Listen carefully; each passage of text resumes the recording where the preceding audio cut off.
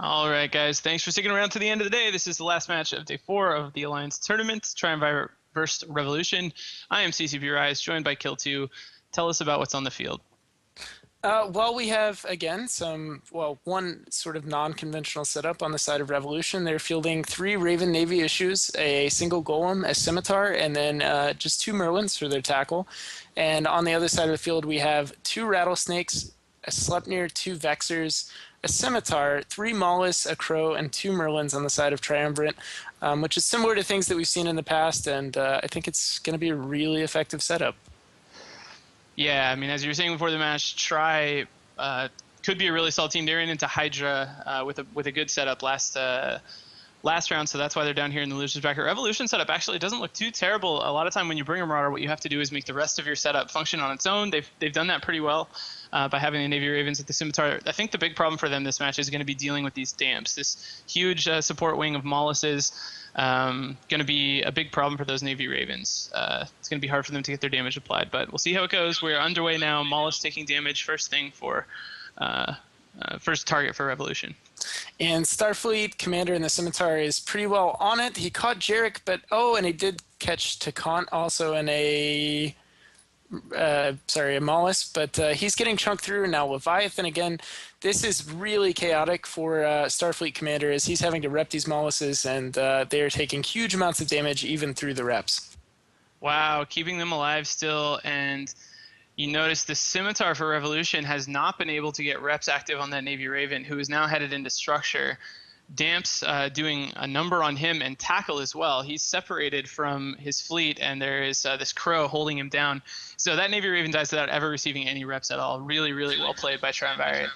And that is huge. And I'm not gonna. I had a bit of a rant about Typhoons. I'm not gonna repeat in its entirety, but the general idea is that if your damage is based on high slot modules, you're even more susceptible to damps than a lot of the drone comps that we've seen. So the risk they've run here by bringing in the Raven Navy issues, yes, they have the Golem, which can bash and become immune to E-War, but these Raven Navy issues are having trouble getting their damage out. The Scimitar is also under damp pressure, and the second Raven Navy of Liquid 34 is going down, and this Scimitar has no hope of keeping these guys up under this much E-War. Yeah, it took him so long. Most of that Navy Raven went down without ever getting any reps on him at all. Again, props to Starfleet Commander. These Molluses, they're bouncing damage all over, trying to get a switch that lets them bring one down, but they haven't had any luck. I really want to actually go back and watch. If you guys want to do this at all, there is crest data to give 3D information about these matches, and at places like null-sac.com, you can go back and watch in 3D from any point of view you want what actually happened in each match.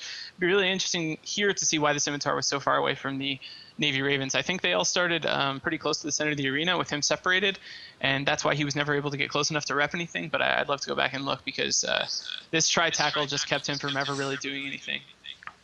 And I mean, at a base level, if somebody were to tell you, okay, here's the fight, you have a team with a handful of battleships versus, the team with a couple battleships and some frigates, to say, oh, let's use the battleships to try and kill the frigates might seem ridiculous, but they have absolutely no choice against these Molluses. I mean, their damage is reliant on being able to target and project, and what's stopping them is the Mollus. So as kind of painful as it is to watch them lose Navy Ravens without any retaliation, they have to kill these Molluses, or had in past tense to kill these Molluses to get their damage out, and they didn't do that in time. And now the Scimitar is down, and this Golem might tank just out of spite, but there's not much point, as it's a pretty convincing victory for Triumvirate. Yeah, I think just really well flown by Tri here. Their setup's really strong, making the absolute most of those damps, using their tackle really well also to spread the enemy fleet out, make it so it has a hard time supporting itself. And those Navy Ravens just went down so fast, never really got an opportunity to tank at all. Last support ship off the field for Evolution.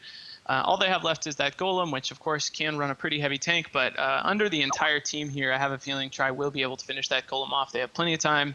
They have some neutralizers, so we'll have to see if they can kill him. But really, really well flown by Tri, I'd say. Yeah, and it is interesting to see these rattlesnakes have been the core of a lot of comps, but it's always sort of a variety to see what they're supported with. A lot of people like to use the Gila because obviously it synergizes really well. You can project your damage, obviously drone DPS.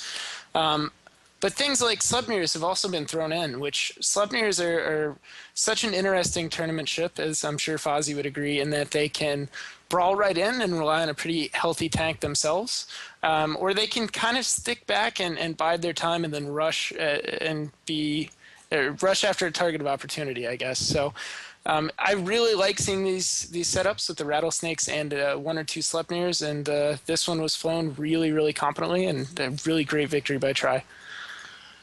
Yeah, really well done. Looks like they're going to break this golem pretty easily here. Deep structure, there he goes.